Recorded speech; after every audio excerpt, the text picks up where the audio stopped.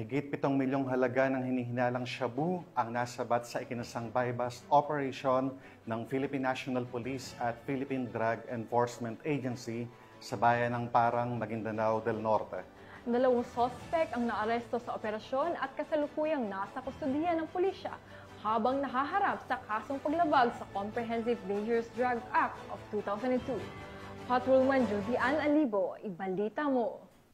Sabat ang 7 million pesos halaga ng shabu mula sa 2 naarestong sospek sa isinagawang drug buy-bust operation ng PNP at PDEA BARM sa Barangay Making, Parang, Maguindanao del Norte. Ito lamang 11 ng Agosto taong kasalukuyan. Kinilala ni Police Brigadier General Jason C. D. Guzman, Regional Director ng Police Regional Office Bangsamoro Autonomous Region, ang mga sospek na si alias Skin at alias Ali, na pawang residente ng Matalam, North Cotabato.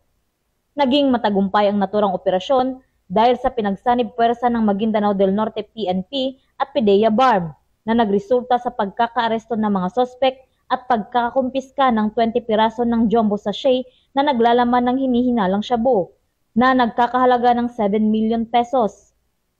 Mahaharap sa kasong paglabag sa Republic Act 9165 o ang Comprehensive Dangerous Drugs Act of 2002 ang mga sospek. Patuloy ang Maguindanao del Norte PNP sa operasyon at paghuli sa mga sospek na may pananagutan sa batas sa tulong ng komunidad upang mapigilan ang anumang uri ng kriminalidad, partikular ang iligal na droga na may hangaring mapanatili ang maayos at tahimik na pamayanan. Mula rito sa riyon ng Bangsamoro, ako ang inyong PNN correspondent, Patrolwoman Judy Ann Alibo, alagad ng batas, taga-taguyod ng Balitang Pulis.